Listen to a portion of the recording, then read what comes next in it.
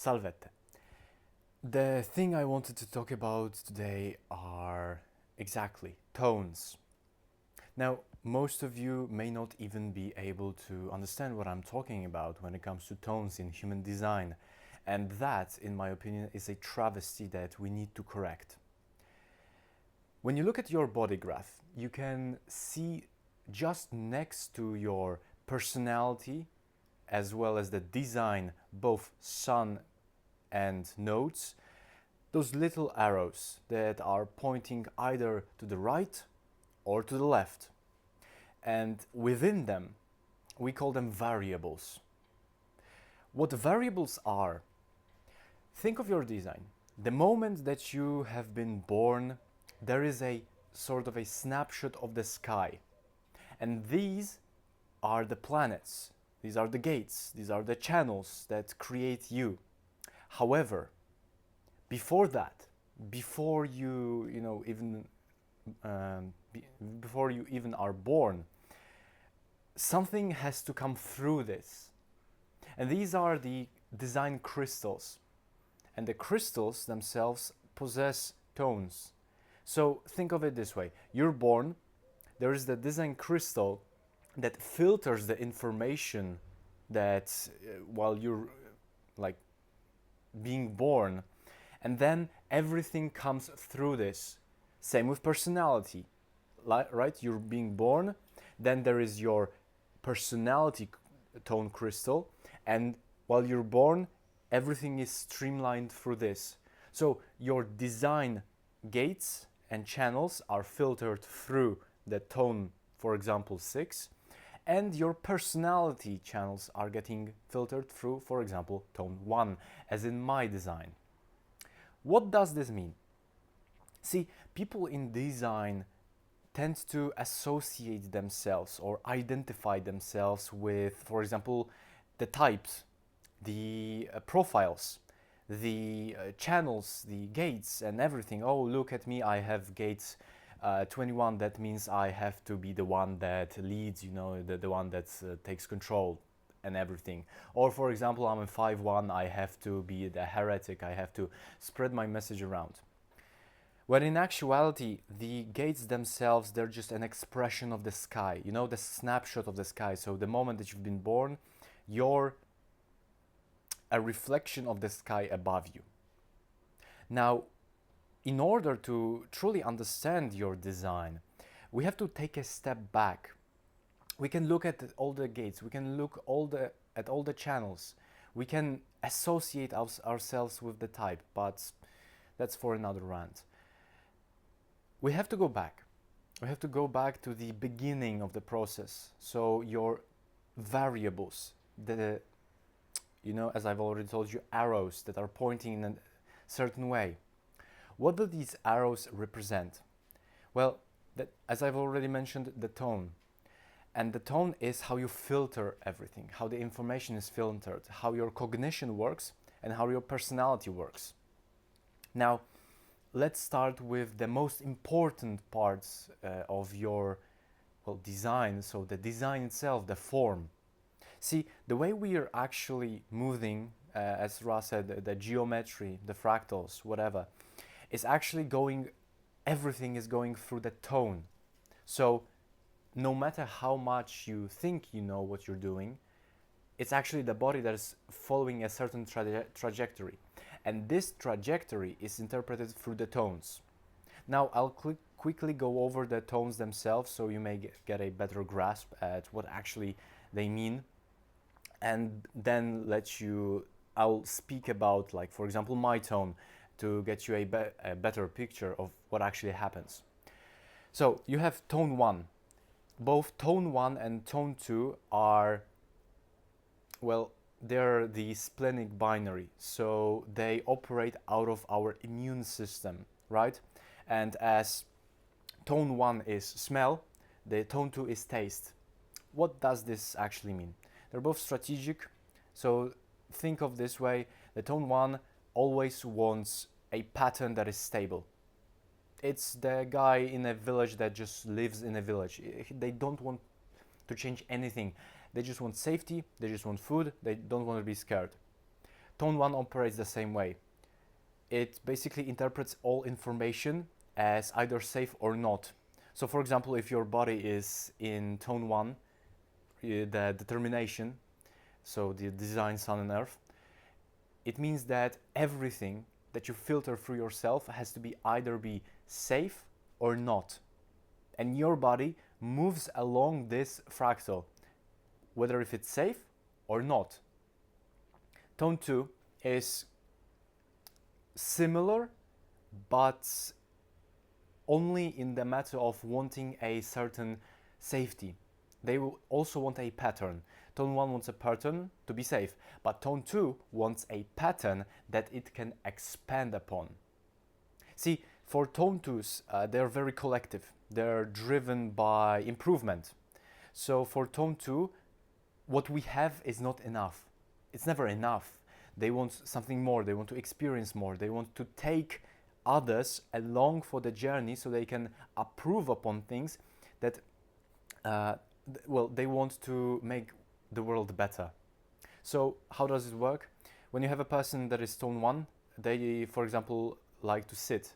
But tone 2 will invite strangers, they'll interact with strangers much more freely, whereas tone 1 needs a lot of time to get adjusted to people. You know, they have to gauge whether if they're safe, whether if I can trust them, whether if they are the ones that I can appreciate over time. Whereas tone 2 can just jump from stranger to stranger, while also having like people that they can rely on. So basically, they want to get to know the other and like operate along these lines so that they can add on to something. They can, bring something new to the system they already have.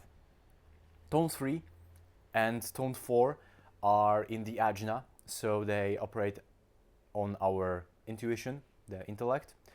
And what tone 3 does, it's very, it doesn't concern itself with like humans. It's not subjective, it's actually very objective. What it basically does, it takes the things that it already knows and it plans for the future. So if you're someone that has a determination tone 3, basically what you're thinking of are strategies for the future. The tone 2 wants to improve. However, the tone 3 is actually the one that plans for the improvement. Basically, you see things operating much more as a guessing game, a puzzle, as something to build upon. Basically, Legos. You're trying to, build sets out of everything that you already have. Tone 4, and here we have like the breaking point in between the leftness, so the strategic, and the rightness, so the not passivity, but like rather receptivity. So when you go to the 4th, you look back. When 3 looks in the future, the 4 looks back, and it tries to remember what already happened before, so that we can still hold the memory of things from before as lessons for the future. Right? So you have a person that just tries to build Legos, whereas the person with 4 is like, oh, we had this set and this set, so maybe we could do things this way. Basically, what I'm trying to say is that it needs, or it reflects back. Then you have tone 5, and this is like one of the wildest tones out there. It's basically the tone of desire. And desire in a sense of running around, trying to feel out how their actions are going to impact others. Because it's in both tone 5 and tone 6 are in the the solar plexus center. So both of them operate on the emotions. But 5, similar to the tone 2, concerns itself with not really improving the pattern, but how it impacts emotionally. So for example, it's the person that runs around on a festival, hugging everyone, hanging from with one group and the other, and then disappearing, and then just running, because their concern isn't necessarily how can I improve upon things, but how my actions, and remember, everything I'm saying is like the subconscious, how my actions will make others feel. So if this is someone that just gives you, I don't know, a bag of chips and a kiss on the cheek because like they like you and you feel great, but it's actually them trying to gauge how emotionally you will be affected by them. And then finally, we have tone 6. So this is like the mirror to the tone 1. And whereas the tone 1 wants security, tone 6 wants also security, but in a sense of deep emotional bondage. It's much more open. So tone 6 is like, how do I feel? It's not the 5 that wants to know how their actions will affect you. It's how I feel in accordance to you. Tone 1, they need safety. Tone 6, they want safety, but in a sense of belonging, in the sense of feeling like they're part of something bigger, greater. So tone 6 wants to be not only by themselves, but also with you. So they associate themselves with somebody else. They associate themselves with a certain idea. They associate themselves with a certain person, group, whatever it may be. But it needs to be emotional bondage that is deep. That is like, I feel you. You actually, like, I feel as a part of you, or you feel like a part of me. And usually this doesn't concern itself with this. There's the strategy, authority, and everything. But like, we have to go back before this, because everything that is in design is actually coming through the crystals. So that the design crystal and the personality crystal. So while your body is moving along a certain trajectory, the mind is trying to interpret everything. You see how different it is to saying, for example, oh, you're a manifestor, you should inform. When actuality, you should first of all understand how your body is moving in the first place.